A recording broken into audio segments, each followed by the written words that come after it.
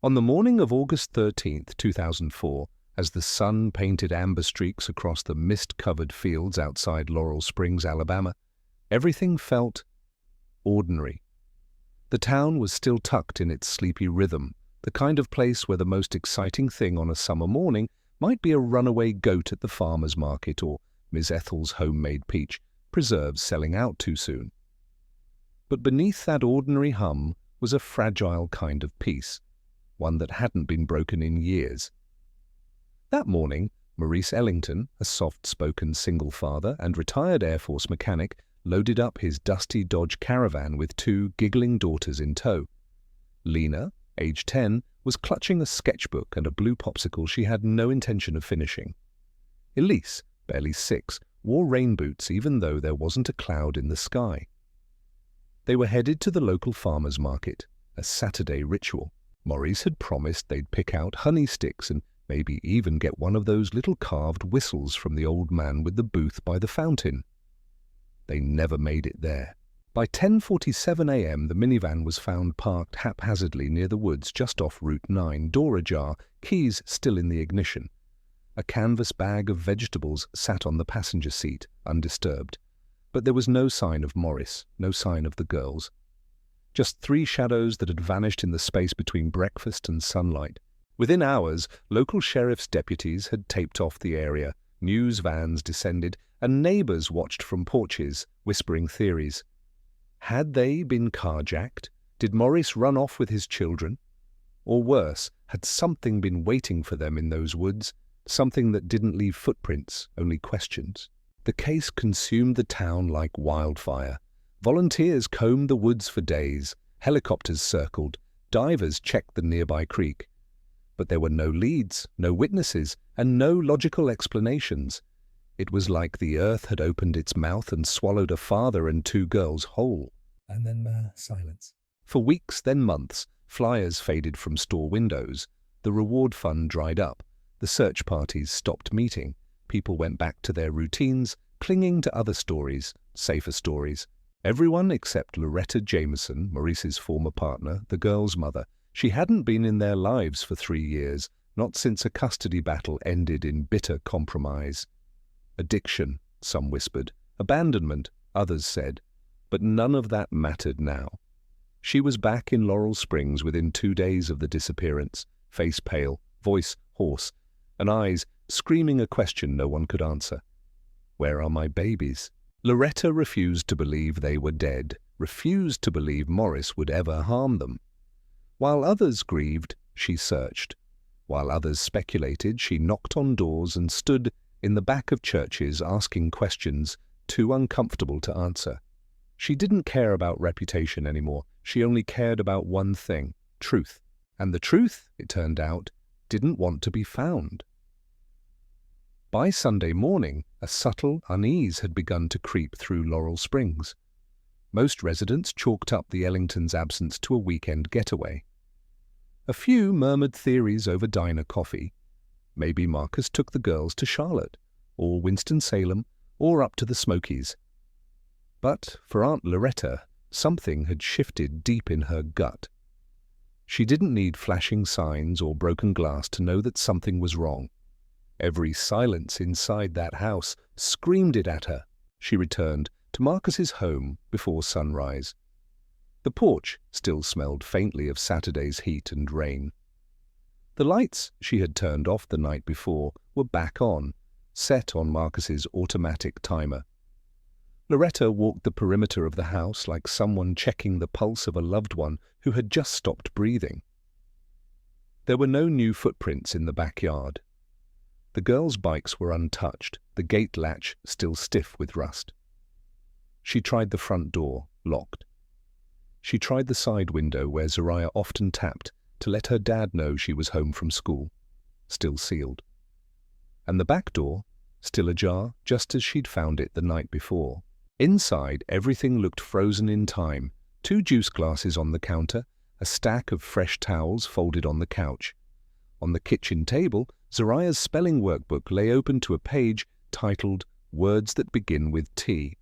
One word was underlined with a crayon. Trouble. It made Loretta's skin go cold. She picked up the phone again and dialed the sheriff's office, but this time her voice had lost its calm. "This isn't about a tired dad or a weekend road trip. Something has happened to them. You need to send someone now. Someone." This time, her urgency struck a chord. Within the hour, Deputy Natalie Cross arrived, clipboard in hand, expression unreadable behind mirrored sunglasses. She took photos of the home, the back door, the untouched meals. She spoke briefly to Loretta and neighbors, then requested permission to enter the house fully. What she found wasn't dramatic. It was worse. It was ordinary. So painfully, precisely untouched, that it suggested one thing: Marcus and the girls had never made it home. By late afternoon, a formal missing persons case was opened. Marcus Ellington, age 38, Zariah Ellington, age 9, Lena Ellington, age 6. Last seen at the Laurel Springs Farmers Market at approximately 10:45 a.m., Saturday, August 13th, wearing dark jeans, a green t-shirt, work boots, Marcus, lavender and yellow dresses, Zariah and Lena. No known vehicle. Circumstances: disappeared while walking home from the market. No known medical conditions. No history of leaving town without notice. When Sheriff Ethan Maddox arrived on the scene, he brought a map, a team of 6, and a list of questions longer than his patience. He was a man of logic and habit, respected but gruff, and he was not accustomed to unsolvable puzzles. His team canvassed the area within a 3-block radius, then expanded to 5. They retraced the walk from the market to Marcus's home, a familiar route that wound past the post office, the old mill, 2 churches, and a shaded park with rusting swings. Nothing. Deputies knocked on every door between the market and Pine Street. A few residents recalled seeing Marcus that morning, walking with the girls, tote bag swinging at his side. One woman said Zariah had waved to her. Another said Lena had tripped on a cracked bit of sidewalk near Fifth Avenue and brushed herself off with a laugh. But then, nothing. No one had seen them pass the corner of 5th and Maple. No one remembered them crossing Oak. No one remembered them turning onto Pine. It was as if the 3 had simply walked off the map. By Monday, local news picked up the story. "Family vanishes in small town," read the banner under the photo of Marcus and his daughters, Zariah with her head tilted confidently to one side, Lena peeking from behind her sister's shoulder like a shy shadow. A photo taken 6 months earlier during a church picnic. They looked safe, loved, whole. That night, Aunt Loretta couldn't sleep. She lay on the living room sofa with a flashlight in one hand and a notebook in the other, scribbling names of people Marcus had worked with, places he'd like to go, grocery lists, birthdays, anything. She wasn't just worried. They were her family, and if no one else was going to piece this together, she would. She circled a note in her margin, $8,000 withdrawn Friday. 2 days before the disappearance, Marcus had taken out $8,000 in cash from his savings account. Loretta remembered him talking about it over the phone. "I found a place," he had said. "It's a small house, needs work, but it's ours, a backyard for the girls. I want to put down a deposit Saturday after the market." The timing sent a jolt through her spine. He didn't disappear to run away. He was planning for their future. Meanwhile, whispers started to spread. Some townsfolk speculated Marcus had staged the disappearance, taken the money, and run. Others whispered more sinister theories, someone from out of town, maybe a drifter, maybe a grudge. But none of it sat right with Loretta. Marcus wasn't the type to run, and Laurel Springs wasn't the kind of place where people simply vanished, until now. The FBI was contacted, a reward fund was established, volunteers printed missing posters and stapled them to telephone poles, postboxes, church doors. Every face in town wore the same tension, not just fear, but confusion. If a father and 2 young girls could vanish in broad daylight, what did that mean for the rest of them?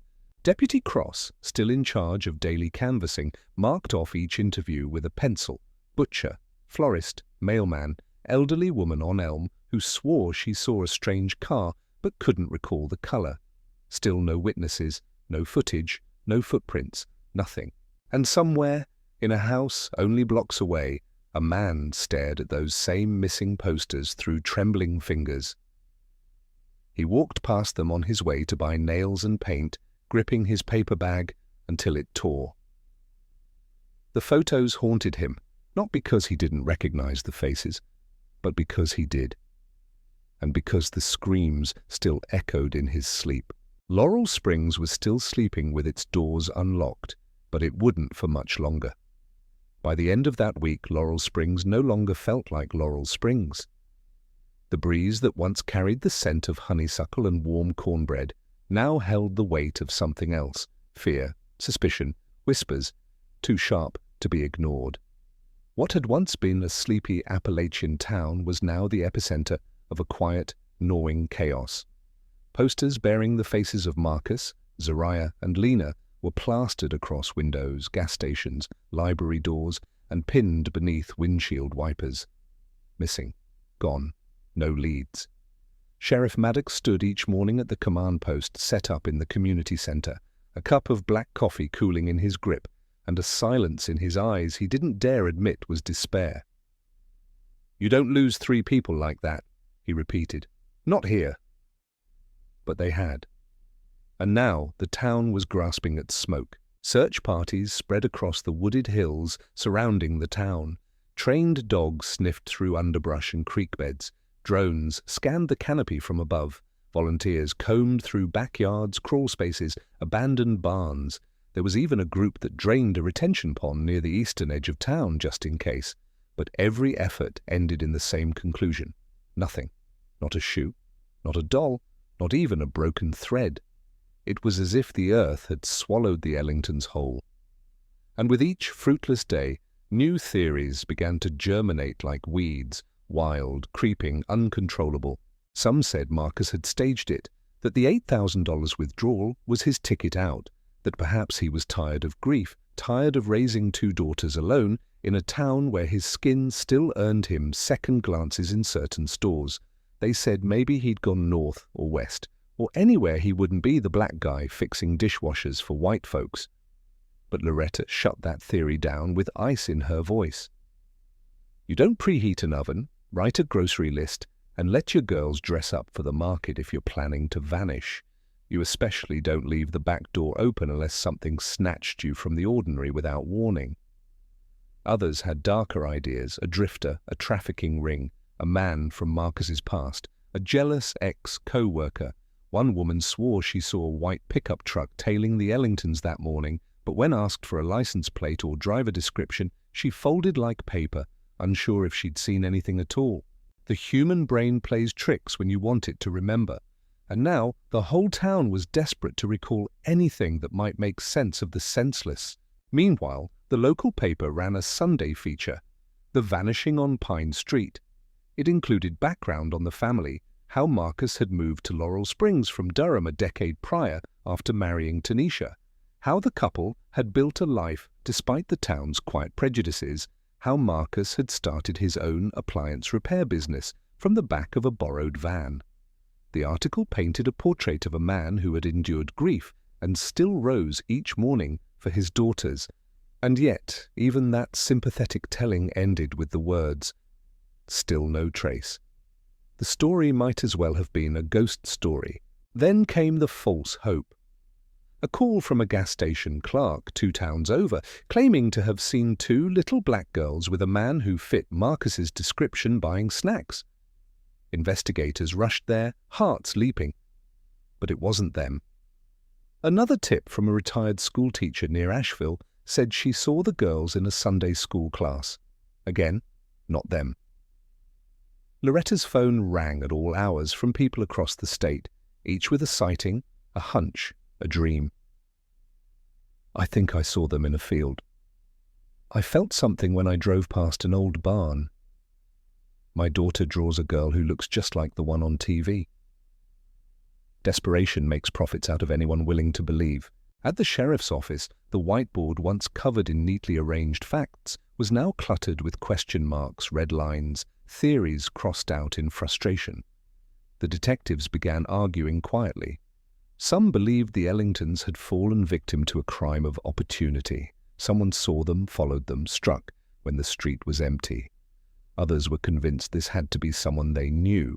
Statistically, most disappearances are committed by someone close, but Marcus had no enemies, no debt, no strange behavior, no record, no reason. It made no sense, and perhaps that's why it terrified everyone.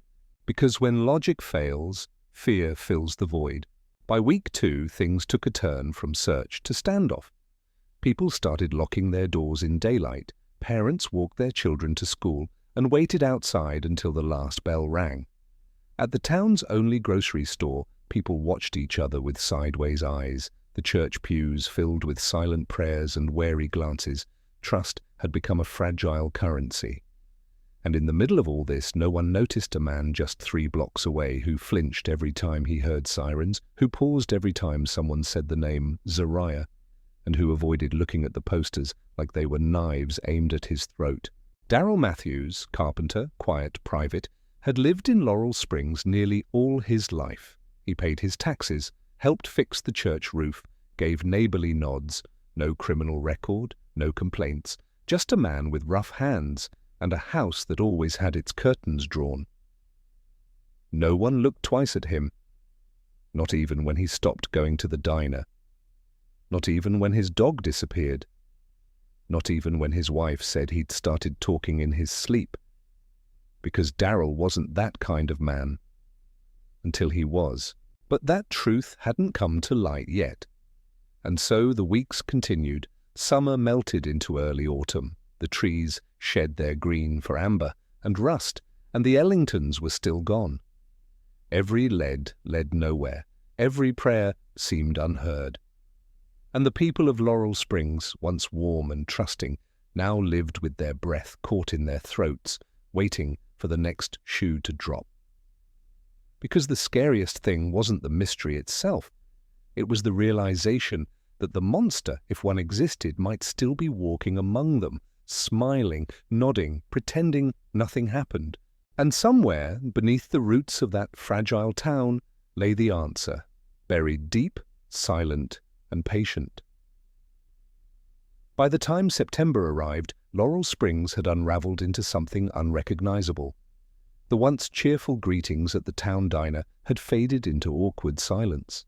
Sidewalk conversations became short, clipped, and void of eye contact.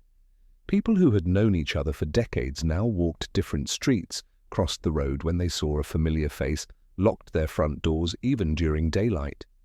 A whisper had replaced every handshake, and every neighbor had quietly become a suspect. What had started as heartbreak was curdling into suspicion. It began slowly, like mold creeping beneath wallpaper. Parents started pulling their children out of the community playground. Joggers no longer ran alone. The local PTA meetings turned into tense interrogations disguised as polite questions. Did you see Marcus walking this way that day? Did anyone check the abandoned house on Finch Street? Have they looked into that old man, Mr. Dorsey, who lives alone with all those dogs? And while no one said it out loud, everyone was thinking the same thing. What if it was one of us? The pressure inside the sheriff's department grew unbearable. Sheriff Maddox held daily press briefings, but there was rarely anything new to report. The tips had slowed, the search funds were dwindling, and the leads, the real ones, had vanished weeks ago, leaving behind a trail of broken theories and cold footprints. Maddox found himself repeating the same phrases. We're following every lead. The investigation is still active. We are working with state officials. But behind closed doors, even he admitted to Deputy Cross, we're chasing ghosts. The town wanted a name, a face, someone to blame. And when no one came forward, they began to turn on each other. The mailman, Hal Simmons, who had delivered letters in Laurel Springs for over 30 years, became a target after someone claimed he had seen the Ellington girls that morning, but failed to mention it in his first interview.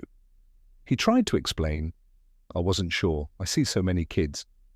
It was quick, just a flash of lavender and yellow. But that wasn't enough. A week later, someone spray-painted the word liar across his mailbox. He took an early retirement and moved out of town within the month. Another man, the owner of a local hardware store, had a nervous breakdown after rumors swirled that he'd once been accused of inappropriate behavior in another county, a completely unfounded claim from 20 years earlier, dug up and weaponized by fear. And then there was Donnie Whitmore, a high school janitor who lived 2 streets over from the Ellingtons. He was pulled in for questioning after a teenager claimed he always looked too long at girls in the hallway. The sheriff's department cleared him within hours, but the damage was done. People stopped speaking to him. He was let go from his job. Laurel Springs was devouring itself. Even the church, once a safe haven, had become divided. Pastor Glenn, who had baptized Lena and delivered the eulogy for Tanisha 2 years earlier, tried to unite the community through prayer vigils and unity walks. But beneath the hymns and candlelight, old wounds bled. Some members felt the police hadn't acted quickly enough because Marcus was a black man. Others believed that the media had sensationalized the story for the same reason. Meanwhile, a few whispered that Marcus might have done something dark, that perhaps the image of a perfect father was a lie. "We don't really know anyone, do we?" became a favorite refrain. Even people who had once babysat the Ellington girls began to second-guess what they thought they knew. The very foundation of the town, trust, was dissolving. At the center of this unraveling, Loretta stood firm like a lighthouse in a fog of denial. She refused to be pulled into the conspiracy theories. She refused to entertain the idea that her brother had done anything other than what he always did, protect his girls.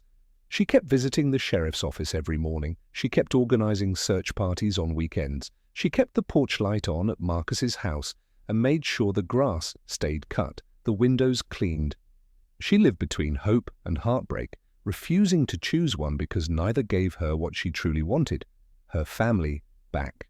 And yet, behind her strength, there was a growing despair. Every day she saw the town become something uglier.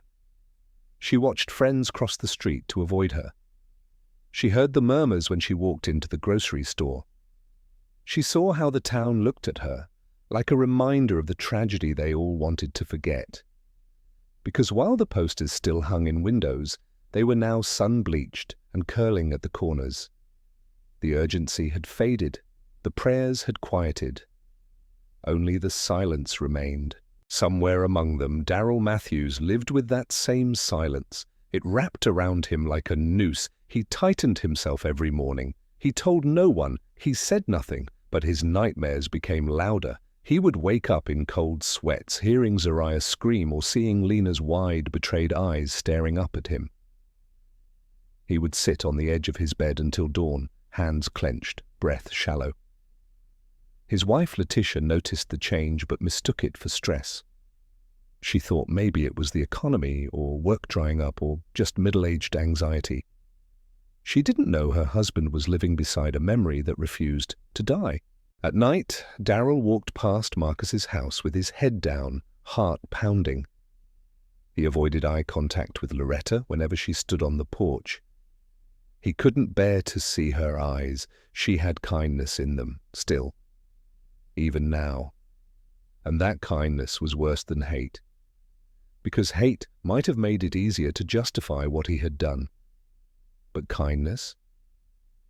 Kindness made him feel like every inch of his body was rotting from the inside. 7 years earlier, he had thought it was just a moment, a single mistake, a flash of madness that could be buried like so many other sins in the woods that surrounded Laurel Springs. But he was wrong. The past does not stay buried, not when it has names, not when it has little girls with laughter like bells, not when every quiet night threatens to speak the truth aloud. And so Laurel Springs waited. Some pretended to move on, others kept whispering. The trust was gone. The calm was shattered. And in the hollow left behind, a question loomed larger than ever. What happened to Marcus Ellington and his daughters? The answer was closer than anyone could imagine, watching, listening, breathing their same air. But even secrets have limits, and Darrell Matthews was starting to crack. Laurel Springs had a way of forgetting things that made it uncomfortable, of sweeping discomfort beneath the sweet veneer of pies cooling on windowsills and freshly painted porches. But there was one house the town could never quite ignore. It stood at the corner of 5th and Maple, leaning slightly to the left as if tired of holding itself up. Its yellow shutters had faded to the color of old cornmeal, and its screen door hung crooked on one hinge. Everyone called it the Fisher Place, though the Fisher family had moved out in 2003 when the patriarch passed, and his children sold the property to a faceless LLC that never showed up to claim it. Since then, it had become the kind of house kids dared each other to run past at night. Abandoned, overgrown, a place of whispers and dares. But nobody really thought it mattered, until someone remembered that Marcus and the girls would have passed it on their walk home from the market. The revelation came not from a detective or a search party, but from Loretta, who had started retracing the last known steps of her brother like a pilgrim on sacred ground. She walked the route he and the girls always took, slowly, deliberately, stopping at each corner, each mailbox, each street lamp, as if the sidewalk itself might whisper something it had forgotten to say. On her third walk, she paused in front of the yellow shuttered house. It was quiet, like the whole block was holding its breath. And then she noticed something odd. The grass was trimmed, not freshly mowed, but definitely not wild.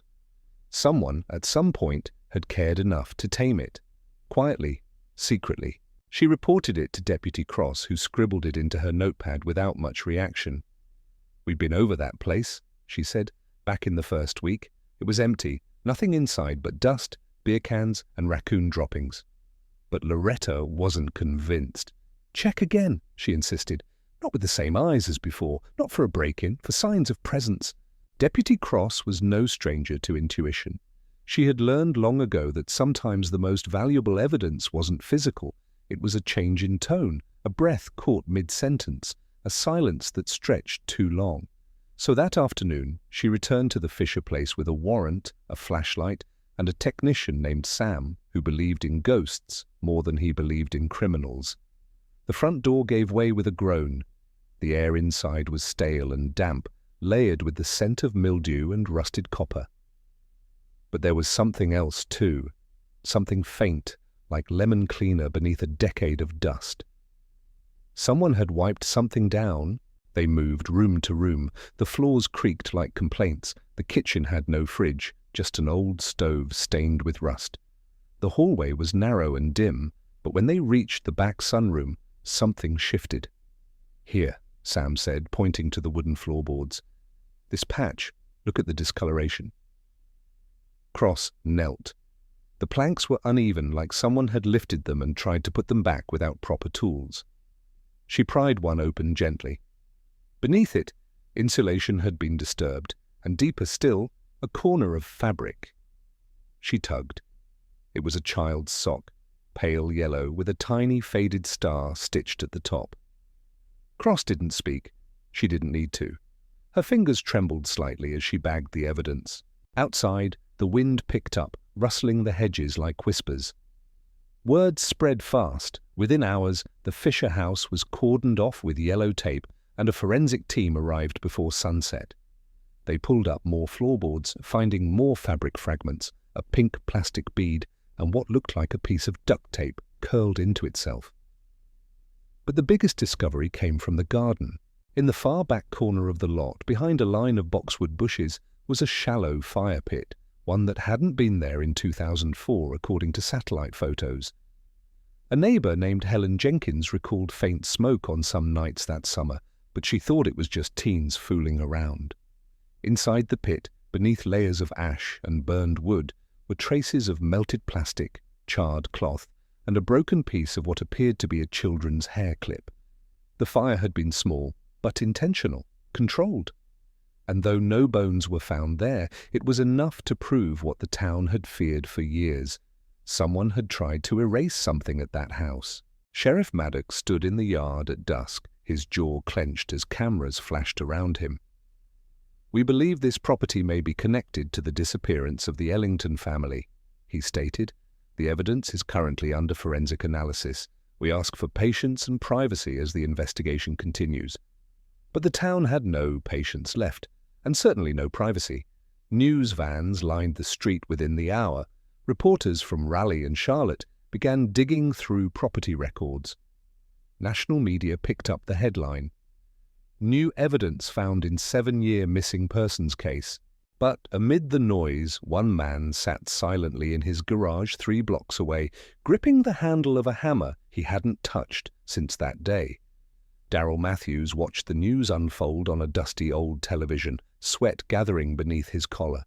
He knew this was it. The crack in the dam. The house with the yellow shutters, the one he thought he could control, contain, forget, had decided to speak. And it would not stop. That night, Letitia found him on the back porch, rocking slowly in a lawn chair, whispering something she couldn't quite hear. His eyes were glassy, distant. She asked if he was okay. He nodded, but when she went back inside, he whispered again, this time to the night itself. "It's time." And with that, Darryl Matthews rose from the chair, walked inside, and sat at the edge of his bed, preparing for what he had spent 7 years avoiding. The town was watching the Fisher house, but the truth? It was watching them back. And it had just begun to whisper. It was just after 2 a.m. when Darryl Matthews dialed the sheriff's department. The call was brief, monotone. "This is Darryl Matthews. I need to speak to Sheriff Maddox. It's about the Ellington case." Then he hung up. Maddox, half asleep in his recliner, jolted upright when dispatch transferred the message to his cell. He didn't ask questions. He threw on a jacket and was at Darryl's door within 12 minutes. The porch light was already on, casting a yellow halo over the worn steps and the wilting hydrangeas that Letitia loved. Darryl was waiting, standing in the open doorway like a man already behind bars. His eyes were hollow, his voice flat. "I can't carry it anymore." They sat in the living room. Letitia had been sent upstairs, told only that it was a personal matter with the sheriff. She knew better than to argue. From the top of the stairs, she listened through the banister, heart pounding like a warning drum. In that dim-lit room, over lukewarm coffee neither of them drank, Darryl began to speak. Not with drama or apology, just quiet clarity, like a man pulling splinters from his own soul. "I never meant for it to go that far," he began. "It was supposed to be an argument, that's all." He explained how it had started, July the 2nd, a Thursday, hot and muggy. Marcus had stopped by the site where Darryl was doing a solo remodeling job for a vacant house. They had known each other for years, both fathers, both part of the same church choir once, both black men who understood the unspoken rules of living in a white-majority town. But something had been building between them, a tension, old jealousy, maybe resentment, maybe it was just heat and pride. Darryl claimed Marcus had confronted him about a loan that was never paid back, about Darryl avoiding him for weeks. Voices were raised, words were said that couldn't be unsaid. Then something snapped. "I didn't plan it," Darryl whispered, tears starting now, quietly sliding down his cheeks. "He pushed me. I pushed back. He hit his head on the concrete edge of the step. He wasn't moving. I thought he'd get up, but—" His voice broke. He didn't. There was a long silence. Maddox didn't interrupt. He just sat, still and cold, like stone waiting for rain.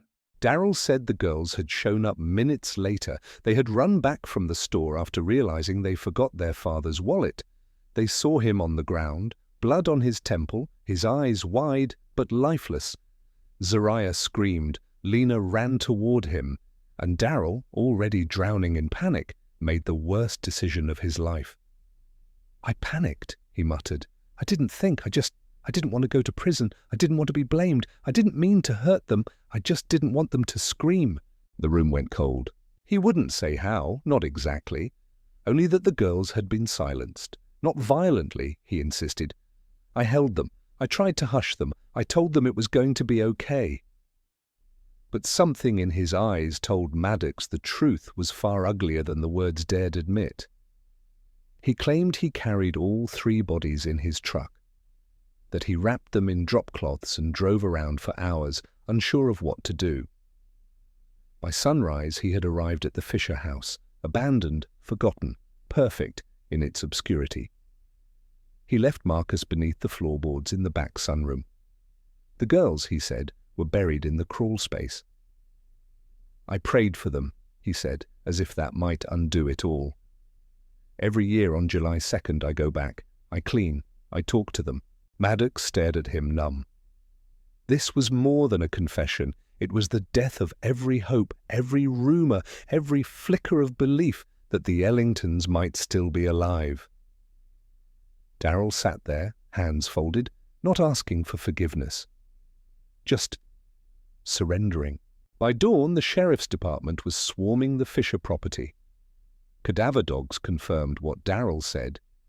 Remains were found, wrapped, decayed, but unmistakably human.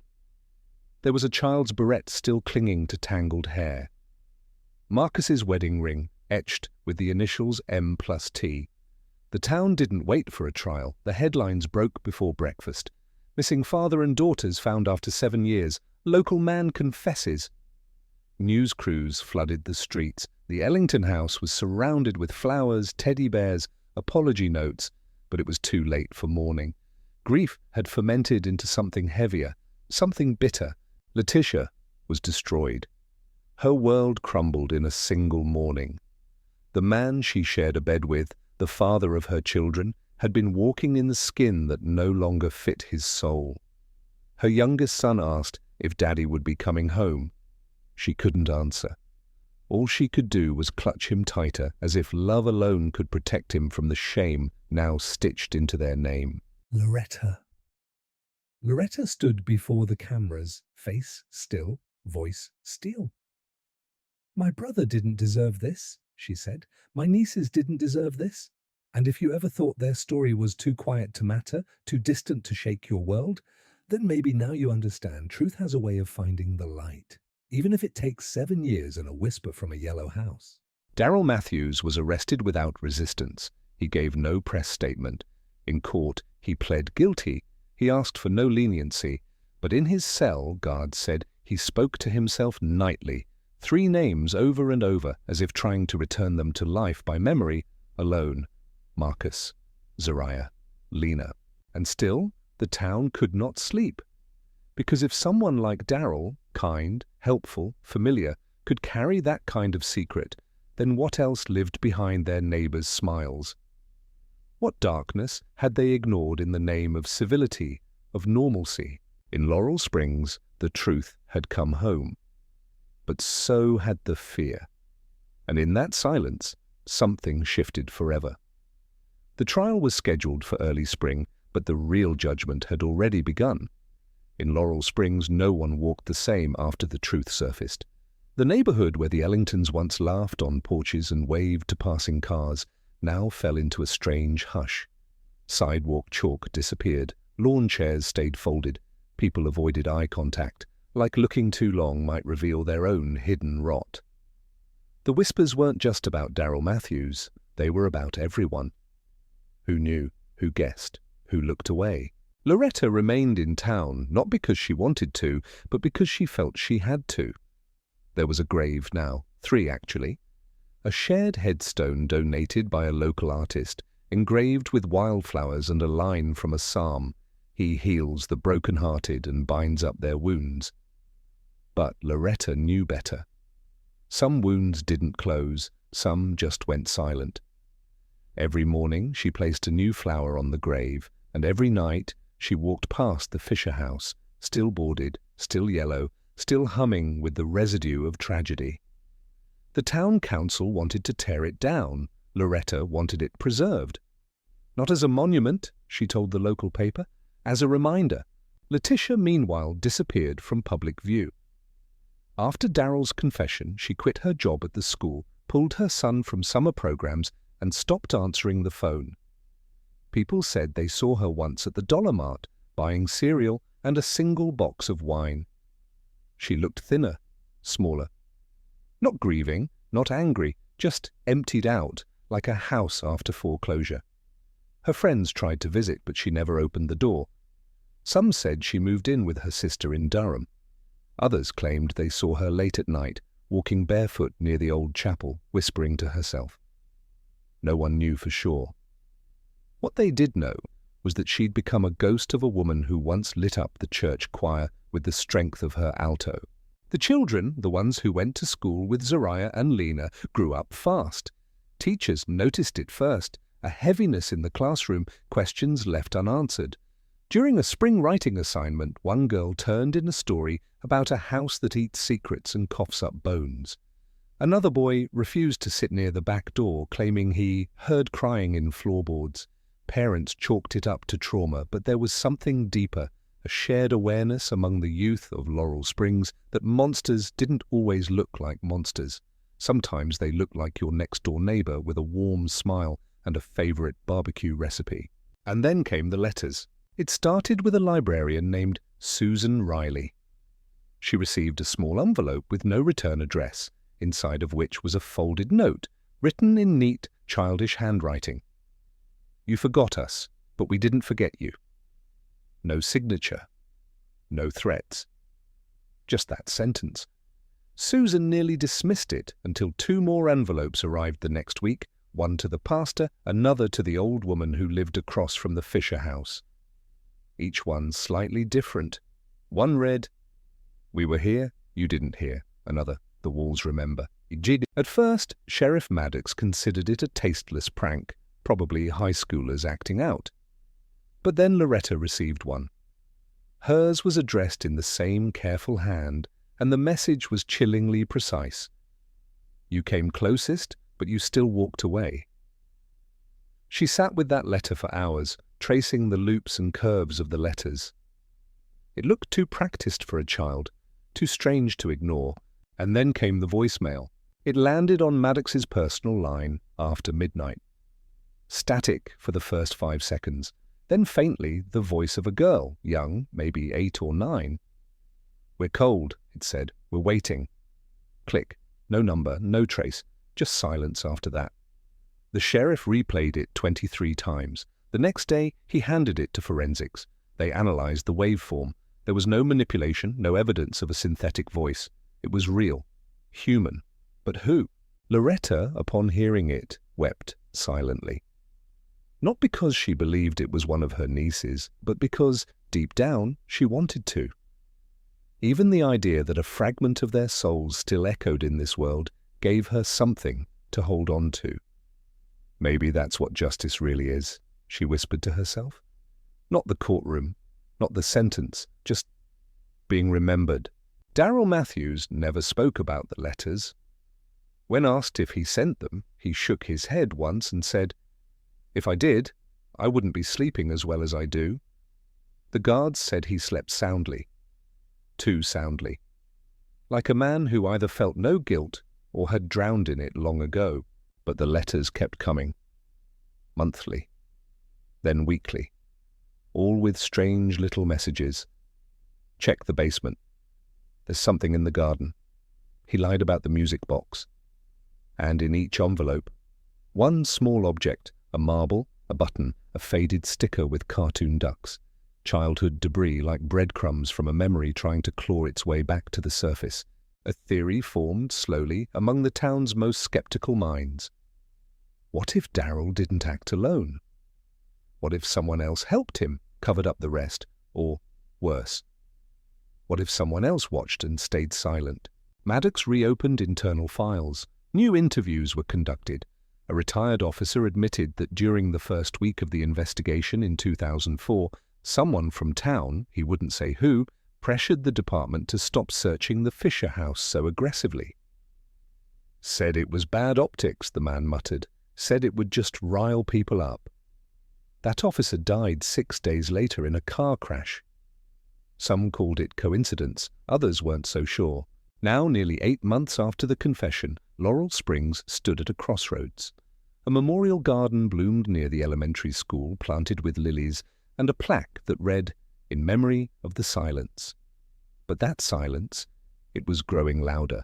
Letters, voices, strange dreams. People started avoiding the Fisher house again, not from grief, but from fear. Fear that whatever had happened that summer wasn't finished. 'Cause if ghosts are real, they don't want revenge. They want the rest of the truth. And in Laurel Springs, truth still had corners no one dared to look. Yet, it was nearly midnight when Loretta Ellington returned to the Fisher house. This time, she didn't just walk by. She unlocked the gate, stepped over the crumbling walkway, and stood at the front porch in the glow of her flashlight. She wasn't trespassing. The city had quietly transferred the property to her a month ago, a gesture of goodwill, though others suspected it was more about closing a chapter the town wished to forget. The house had become a symbol, a cautionary tale, a wound too ugly to look at for long.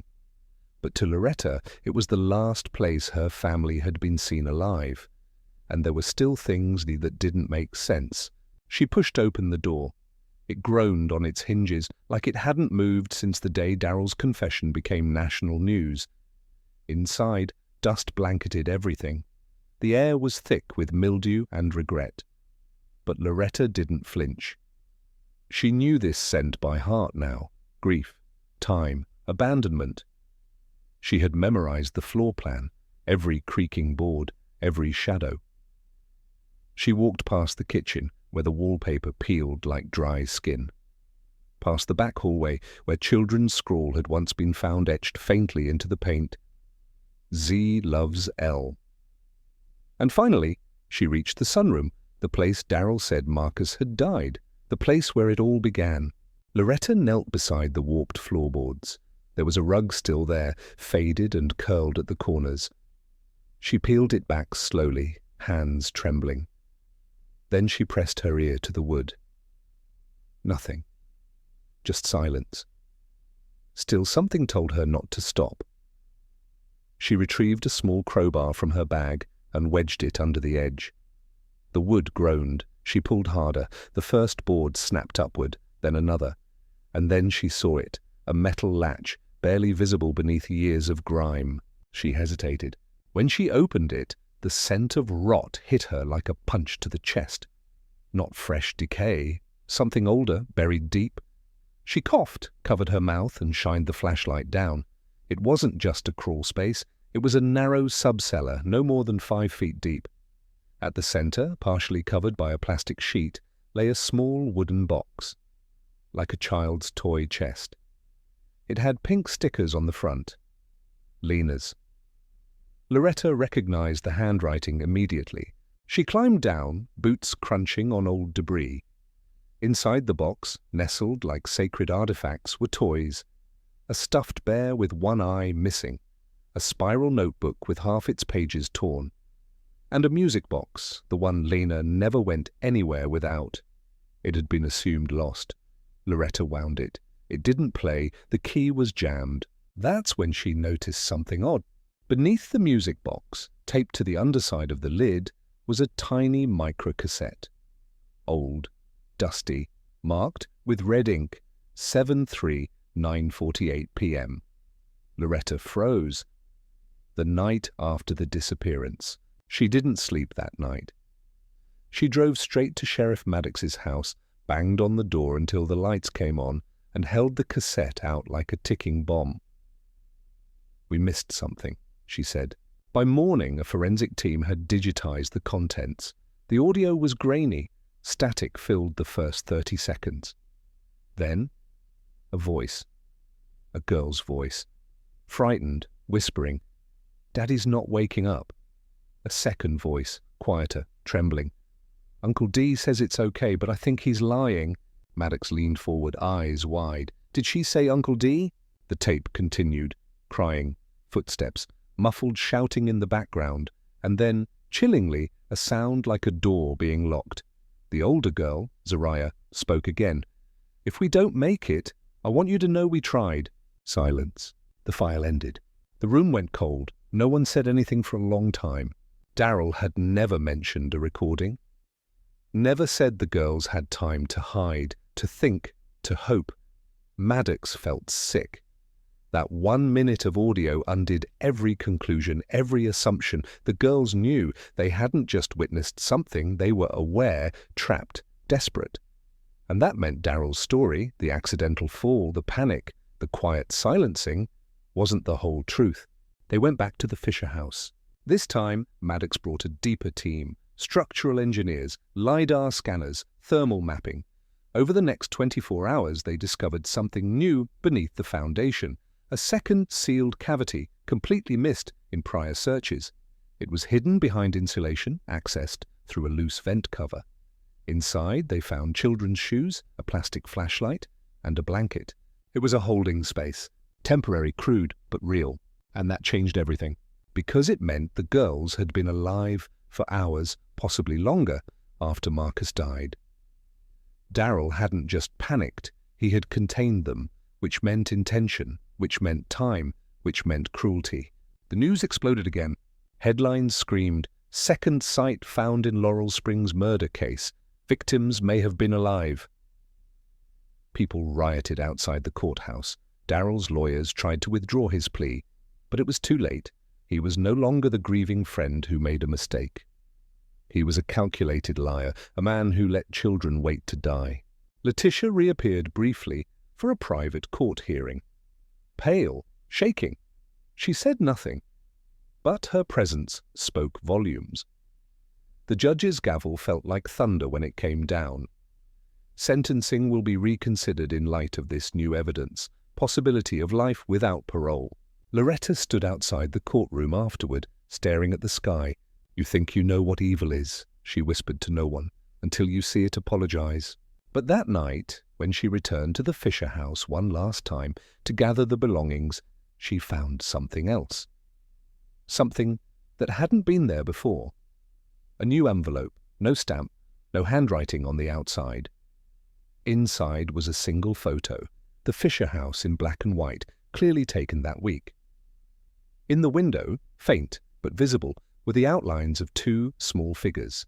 One tall, One slightly shorter, facing the glass. watching, still waiting. Loretta dropped the photo. Her hands shook, her breath caught. 'Cause ghosts don't send letters. And this? This was only the beginning. By the time the photo made its way to the FBI's Behavioral Analysis Unit, the question had shifted from how the children died to who else knew. The image, a grainy black and white print showing the window of the Fisher house, had no metadata, no fingerprints, and no matching paper stock in any known manufacturer's database. Yet the two shapes captured in that upstairs window were undeniable.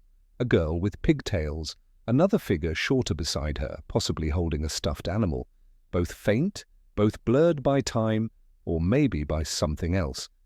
The angle was impossible, like someone had stood on a ladder across the street and aimed precisely at the bedroom window. But there were no known ladders, no neighbors recalled a photographer, and no camera matched the exposure details. The house was supposed to be empty. Loretta stared at the photo again and again, as if by sheer will she could extract some hidden truth from its smudged pixels. "They're not ghosts," she said firmly to Maddox. "Their memories burned into the place. That's what trauma does. It etches itself." But the sheriff wasn't so sure anymore. The letters had continued, slipping under doors, arriving on windshields, left in the offering plates of local churches. Each one stranger than the last. One contained a drawing, childlike, done in crayon, a house, 3 stick figures, and above them a dark shape with red eyes. In the corner, scribbled in a jagged hand, were the words, "We weren't the only ones in the house." Loretta clutched that drawing for days, her heart thudding each time she glanced at it. She thought back to the night of the original disappearance, the frantic calls, the search parties, the fireflies blinking over the nearby field. Everyone had believed the children had vanished sometime after dinner. But what if someone had entered the house before that? What if someone else had watched it happen? Maddox reopened the witness files. Among them was one odd statement made by a teenager who lived 2 blocks away. At the time, she'd said something about a man with a limp walking past the Fisher house around dusk. No one had followed up. The girl's statement had been buried under more urgent leads, but now Maddox paid attention. He visited her, now in her 30s, living in Atlanta, and showed her the old report. "I didn't make it up," she said softly. "He had a metal brace on his leg, walked with a scrape, like his foot dragged. I remember the sound more than anything." Maddox filed a new report. The FBI combed through hospital data, orthopedic clinics, veterans' records. Slowly a name emerged: Victor Delroy. A drifter, mid-50s at the time, with a record of petty theft and a history of stalking charges in 2 other counties. He'd worked odd jobs: roof repair, gardening, light demolition. His name had never been linked to the Ellington case because, at the time, he was supposedly living in a halfway house in another state. Except he wasn't. In fact, for 3 weeks that summer, he'd disappeared from all public records. No work logs, No receipts? nothing. Loretta was called to the precinct for an update. When she heard the name, she blinked. "Delroy," she repeated.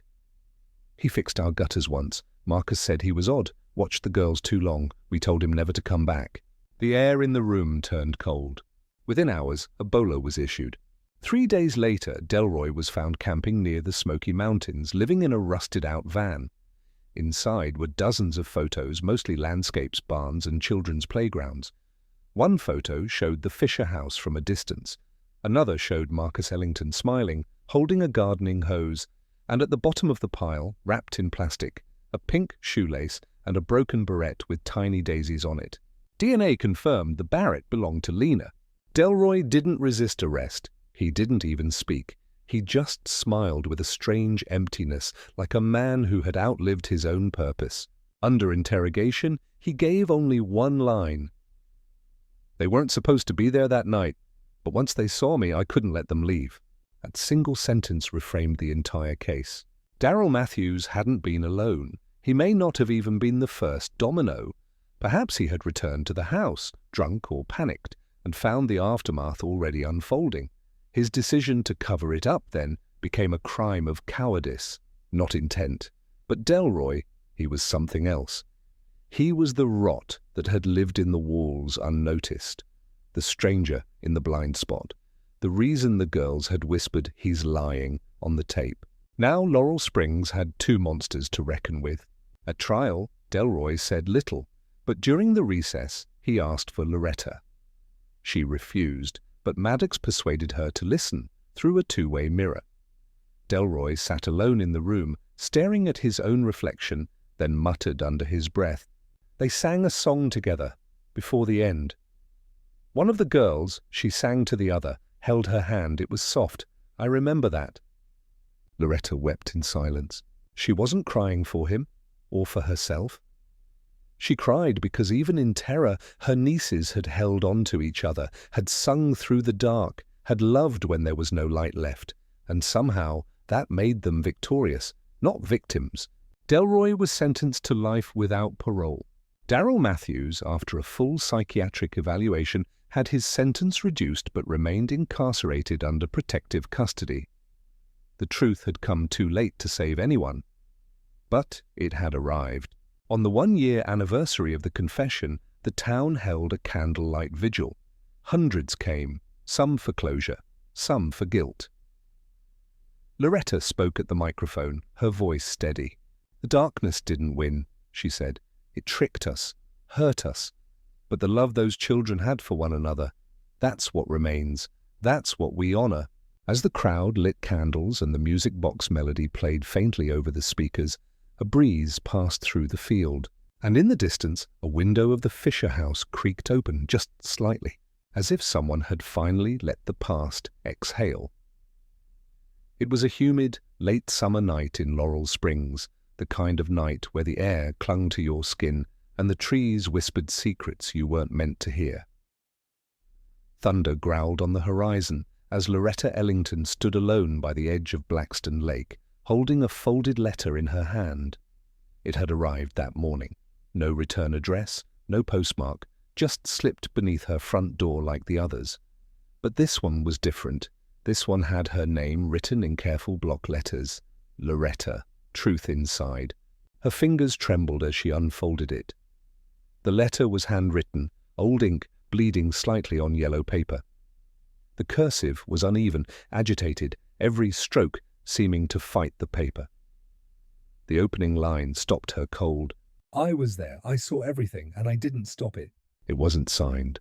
But the rest of the letter unraveled a version of the story that no one had dared to imagine.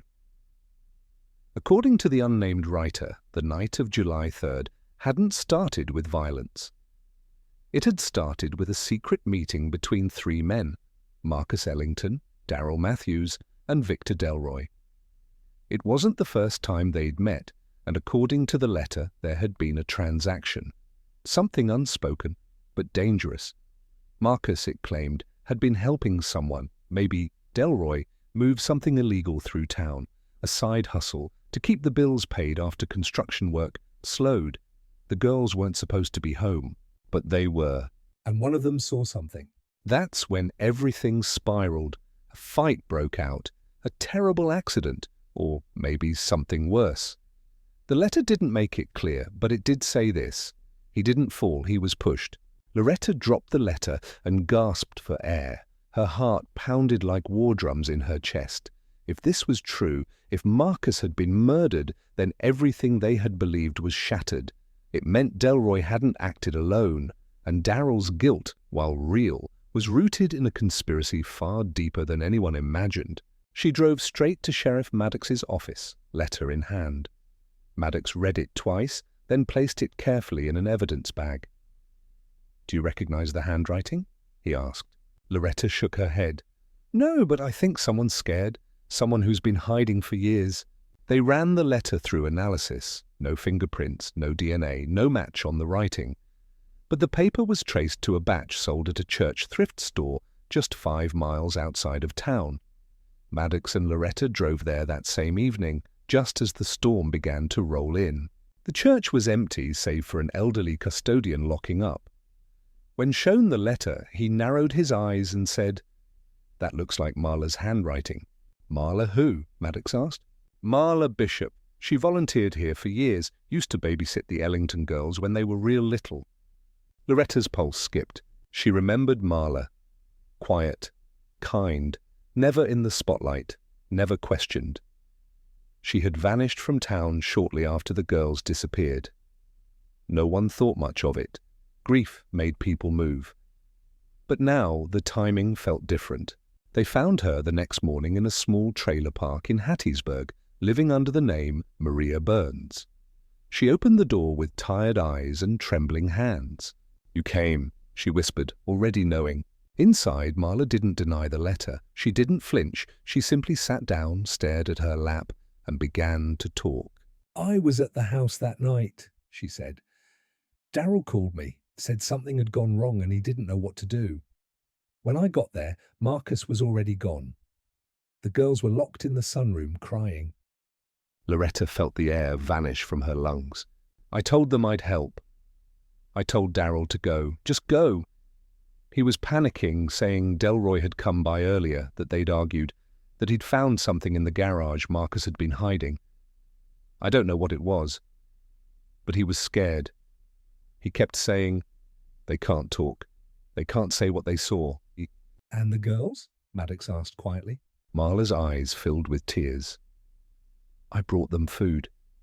I sang to them. I tried to calm them. I thought, maybe if I stalled, someone would show up, but no one came. And by the time I got the courage to run and call the cops, Darrell had come back, and then Delroy too. I hid in the basement. I heard shouting, and then nothing. The next morning, the house was quiet. I ran. I couldn't face it. I've lived with it every day since." She handed over a small pendant on a necklace. "This belonged to Lena," she said. "She gave it to me through the door. Said, 'Hold this for me. Promise you'll bring it back.'" Loretta took it like it was glass. She collapsed into the chair, sobbing. That night, the storm returned. But this time, it didn't come with fear. It came with release. Marla agreed to testify.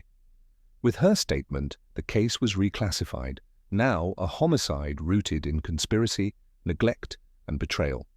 Delroy's role was solidified, Darrell's cowardice reevaluated. But the biggest shift was this: Marcus Ellington had been murdered, and his daughters had been collateral damage in a war he didn't even know he was fighting. The town mourned again, but this time it mourned differently.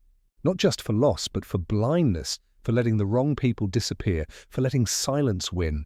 Loretta stood again on the porch of the Fisher house, now set to be torn down, and replaced with a memorial garden.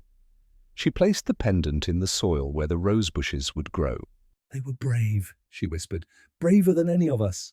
As the rain softened into a gentle drizzle and the wind stirred the grass around her ankles, Loretta looked to the horizon, not in search of ghosts this time, but in recognition of what they'd left behind. Truth. And love. Still buried, but no longer forgotten. The demolition crew arrived at 7 a.m. expecting to tear down an old, rotting house and nothing more.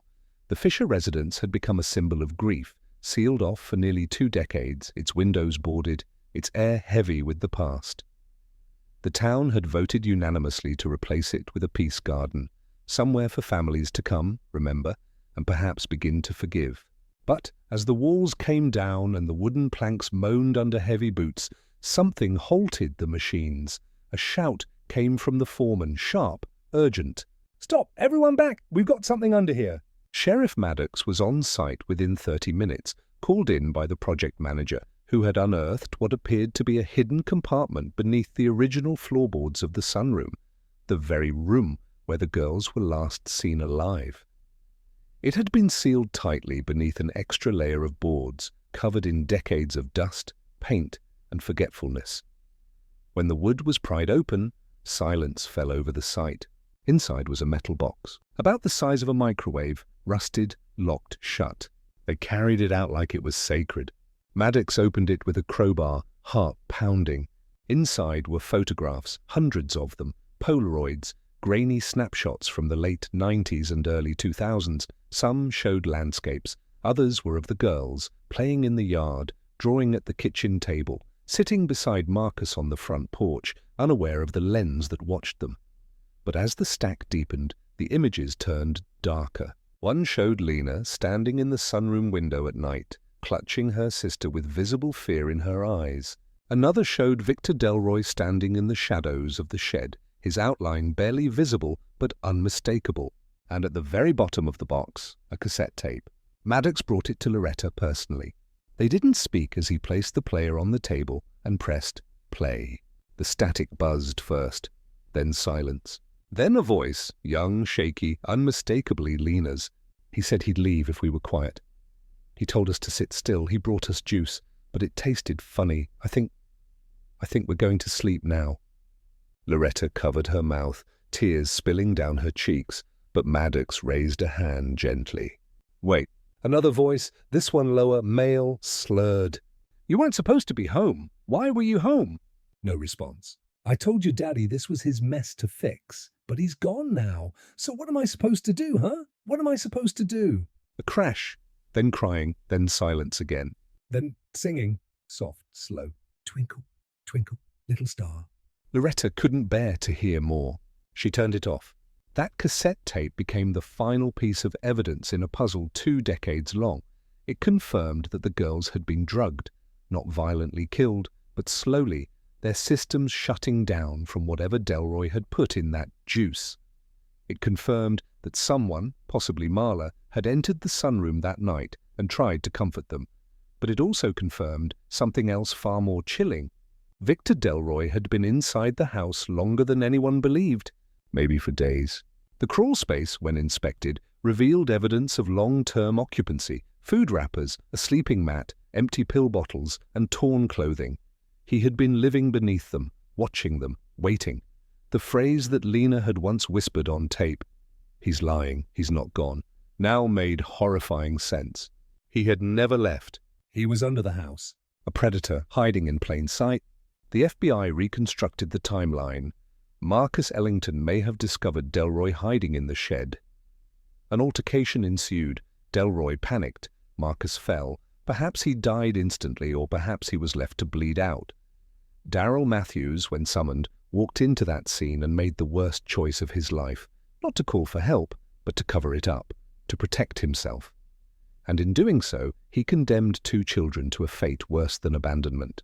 When Loretta visited Delroy in prison one last time, she didn't go seeking closure. She went seeking truth. She found him sitting alone in a visitation booth, older now, more hollow than before. He smiled when he saw her. I wondered when you'd come. Loretta stared at him with the weight of 20 years in her gaze. Why? she asked. Delroy shrugged. Because I could, because no one was watching me, because the house was open. No, she said, voice trembling. Why them? Delroy tilted his head like a child. They were happy, he whispered. Some people don't like that. Loretta stood slowly. You don't get to define them. You don't get to be the last voice in their story. She placed a photo on the glass, the one of Lena and Elise at the beach, both of them laughing, wind in their braids, joy unfiltered. This is who they were, she said, and this is how they'll be remembered. She walked out before he could say another word. Back in Laurel Springs, preparations began for the memorial garden. The townspeople came together, some for redemption, some for remembrance. A sculpture was commissioned, two young girls sitting side by side, holding hands, heads tilted toward the sky. On the base, an inscription chosen by Loretta, "Even in darkness we held the light," and beneath that the names Lena and Elise Ellington. As the sun dipped below the hills that once held so much pain, the garden began to bloom, roses, wildflowers, and lavender lining the paths. People came not just to mourn, but to breathe, to reflect, to learn, because what had once lived beneath the floorboards, secrets, shadows, sorrow, had finally been pulled into the light, and the town would never forget again. It had been exactly 1 year since the hidden box beneath the floorboards was opened, since the tape, the photos, and the voices that refused to be silenced finally shattered the darkness that had gripped Laurel Springs for nearly 2 decades. And now, under a crisp autumn sky, the town gathered to remember not just what had been lost, but what had survived. Loretta stood alone for a moment before the crowd arrived, her fingers grazing the smooth edges of the marble base beneath the sculpture. The names carved into stone, Lena Ellington and Elise Ellington, gleamed in the soft morning light. Behind her, the memorial garden had fully bloomed, as if the land itself had been waiting for the truth before allowing life to grow again. She remembered the day she chose the final inscription. It wasn't about revenge or sorrow. It wasn't about what had been done to them. It was about who they were. 2 little girls who loved music, who danced barefoot in the kitchen, who chased fireflies with glowing eyes and dreams bigger than the woods that surrounded them. Even in darkness, we held the light. As the crowd gathered, friends, strangers, journalists, and neighbors, Sheriff Maddox took the podium first. He spoke plainly, with the steady voice of a man who had seen too much and yet remained standing. This town made mistakes, he said. We didn't listen when we should have. We didn't look close enough. We chose convenience over confrontation. But today, we choose to remember. Then came Darryl Matthews, released earlier that month after agreeing to a plea deal and having served nearly 2 decades. His hands shook as he approached the microphone, a broken man not seeking forgiveness, but understanding. I won't ask you to pardon me, he said, but I ask you to believe that fear, real fear, can make you weak. And in my weakness, 2 little girls suffered. I have to carry that. Every day. There were tears in the crowd, but no cheers, no clapping, just silence, the kind that acknowledged pain without trying to dress it up. But the moment everyone waited for was Loretta's. She stepped forward, no paper in hand, no speech rehearsed, just her voice and the wind and the weight of memory. I used to think grief was a wound that never closed, a hole you fall into and never stop falling. But now I think maybe grief is a second home, a place you visit, a place you plant things, and if you're lucky, one day you come back and something's grown there. She looked at the sculpture. I see my girls everywhere now, she whispered. Not in pain, not in fear, but in light. In the way the leaves dance when the wind moves through them, in the quiet strength of mothers who still fight to protect their children, in the way we remember. The town stood in stillness, and then a small choir of children, local school kids, stepped forward and began to sing You Are My Sunshine, the same lullaby Loretta used to hum on nights when Lena had nightmares and Elise couldn't sleep unless someone stroked her curls. There wasn't a dry eye in the garden. After the ceremony, Loretta lingered. She walked alone down the new path that curved through the garden, where the wild lavender released its scent into the breeze. At the far end, a small bench overlooked the lake. She sat, pulling a folded letter from her coat pocket. It was addressed to the ones who still wonder. She had written it the night before, unsure if she would ever read it aloud. But now, as the wind stirred the trees and the town quieted behind her, she began. To the ones who still wonder, yes, it hurt. Yes, I wanted to disappear, but I didn't. Because truth is stubborn, it waits, it watches. And when it's ready, it rises, just like my girls. She paused, eyes glistening. I hope this garden reminds you that silence doesn't mean nothing happened, and absence doesn't mean someone wasn't there. Pay attention, listen closely, and above all, when the world asks you to forget, choose to remember. She folded the letter back into her coat. Behind her, a small girl approached, no more than 7 or 8 years old. She wore a yellow dress and carried a single sunflower. "Miss Loretta?" the girl asked shyly. "Yes, sweetheart." The girl handed her the flower. "My mama said Lena used to like these. She said this garden is full of her favorites. So I brought one more." Loretta knelt to her level, voice trembling. "That's very kind of you." The girl smiled. "I think Lena would have liked me." Loretta nodded, pulling her into a gentle hug. "I think she would have loved you." As the girl ran back to her mother, Loretta placed the sunflower at the base of the statue, its bright yellow petals catching the light. And somewhere, in that moment, the wind whispered something only she could hear. A name, a laugh, a memory. Still alive, still shining, still theirs.